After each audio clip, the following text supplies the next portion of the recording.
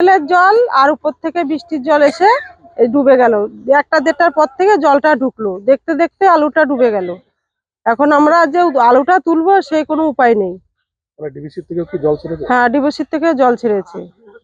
কতটা আর্থিক ক্ষতির মুখে পড়তে হবে আপনাদের? অনেক আর্থিক ক্ষতির পূরণের মধ্যে পড়তে হচ্ছে আমাদের। এই আলুগুলো কি বিক্রি করা যাবে? না, এই আলু বিক্রি করা যাবে না, যদিও যে তুলে দিই আর যে ব্যবসায়ী নেবে না।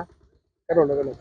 এই যে আলু পচে যাবে তো, আর যে গদিতে যেতে যেতে আলুটা পচে যাবে, তাহলে আর যে ব্যবসায়ীও ক্ষতির মুখে পড়বে, আমরা তো পড়েইছি। আগামী দিনে কিভাবে সংসার চলবে এখন সেটা উপরওয়ালা জানে, আমাদের হাতের কিছু নেই। তারপরে আমাদের ওই মাঠে একটা শোল জমি আছে, সেখানেও সেরকম জলের তলায় ডুবে আছে আলু। বৃষ্টির জলে ওটা ক্ষয়ক্ষতি হয়েছে। সরকারের কাছে কিছু সহযোগিতা করলে তো খুবই ভালো হতো, তাহলে মানে মানে দুর্ভোগের থেকে একটু রেহাই পেতাম। ডিবিসির জল ছেড়েছে, ডিবিসির জলে পুরো তল্লাটটা সব ডুবে গেছে। আমাদের 50 বিঘা হবে, 50 বিঘা আলু চাষ করেছি। আমরা তো মুনিশ খেটে খাই, তার মধ্যে আলু চাষ একটু করেছি 1-1 বিঘা করে। পুরো এলাকাটা দেখেন, একদম পুরো এলাকাটা নষ্ট হয়ে গেছে। তারপরে দামের বেলা 200 টাকা, তাহলে আমরা কি করে বাঁচবো সেটা বলুন।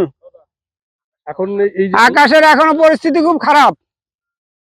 এই আলুগুলো কি বাজারে বিক্রি করা সম্ভব হবে? না, এগুলো কি করে বিক্রি হবে? জল ধোয়া আলু বলবে তো এগুলো পচা আলু, কি করে বিক্রি করব? এখন নিজেদের মন তো মানে না, তুলতে হবে এই আর কি, নাহলে জলের থেকে আলু বিক্রি হবে।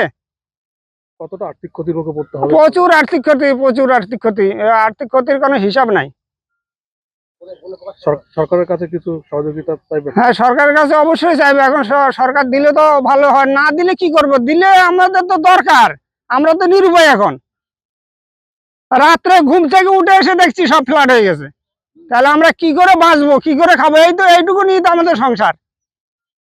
ছেলেবেলে নিয়ে আমরা যে খাবো কি করে সেটাই ভাবছি এখন। মানে প্রায় বন্যা পরিস্থিতি। বন্যা পরিস্থিতি দেখছেন তো, সব ফ্ল্যাট হয়ে গেছে।